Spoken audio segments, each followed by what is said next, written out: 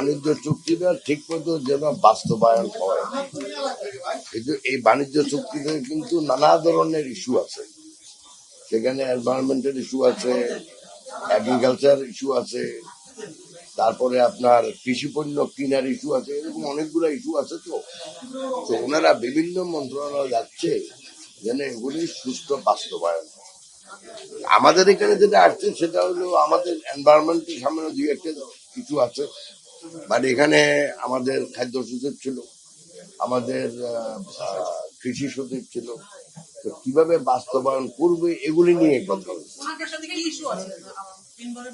এনভায়রনমেন্টের issue আছে যেন আমরা স্ট্রিক্টলি আমাদের যে এনভায়রনমেন্টাল ল গুলো আছে, এনভায়রনমেন্ট ইমপ্রুভ করার জন্য এই ল গুলা যেন ঠিক মতো আমাদের দেশে বাস্তবায়ন করে, কারণ না হলে এনভায়রনমেন্ট আরো ডিগ্রেডেড যদি হয়, এটা হয়তো উদ্দেশ্য হইতে পারে যে যে মানে আমরা তো ওয়ার্ল্ড ওয়ার একটা এগ্রিমেন্ট আছেই, আমাদের পলিউশন কমানো বলেন, গ্রিন হাউস গ্যাস কমানো বলেন, তো জাস্ট ওটা নিয়ে বেশি কথা হয়েছে। কথা হয়েছে ওনারা বাংলাদেশকে সাথে বাণিজ্যিক সম্পর্ক আরো বাড়াতে চায়।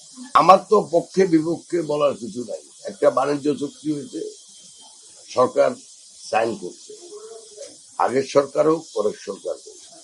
এখন যদি কোনো পার্টিকুলার ইস্যুতে যদি কোনো মিনিস্ট্রি যদি কোনো ইস্যু রেজ করে, তাহলে সেটা উচিত হবে আমাদের পররাষ্ট্র মন্ত্রণালয়ের মাধ্যমে সেই ইস্যুগুলো ওনাদের সাথে টেক আপ করা।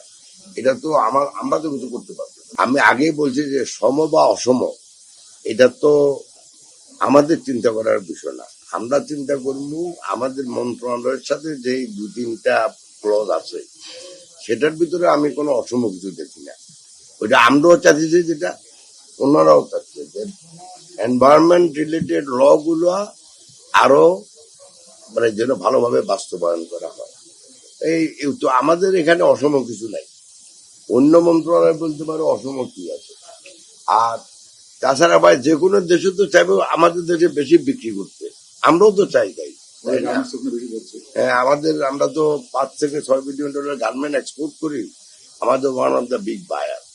তো ওনারা বলতেই পারে যে আপনারা আমাদের হুইট বেশি কিনেন, আমাদের মেইজ বেশি কিনেন, সেটার সাথে আবার একটা দামের সম্পর্ক আছে।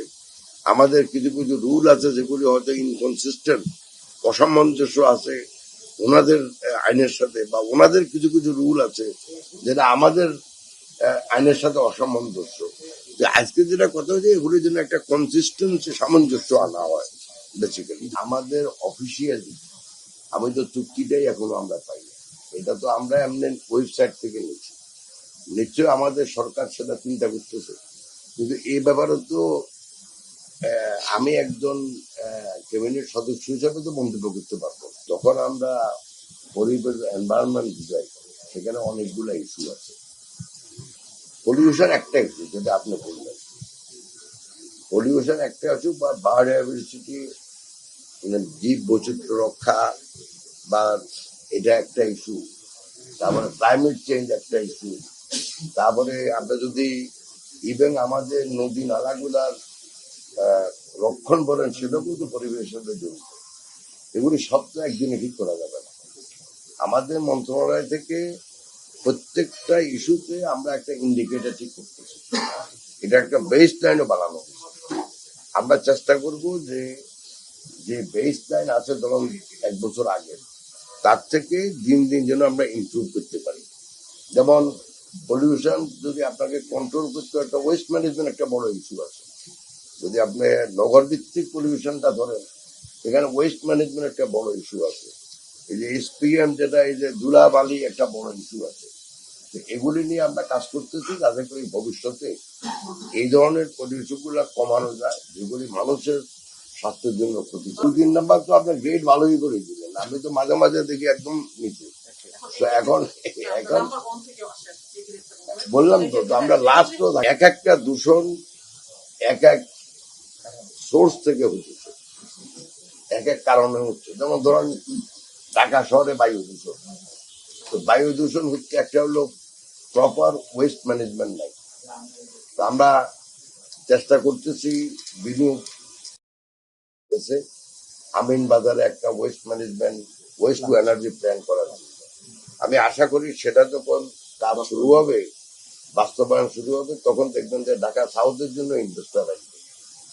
নদী দূষণের আরেক কারণ যে এক এক দূষণের এক এক কারণ এবং এক একটা পরিণতি, এগুলি তো আমাদের সরকার তো 2 মাস, 2 মাসে তো আমরা শেষ করতে পারবো না।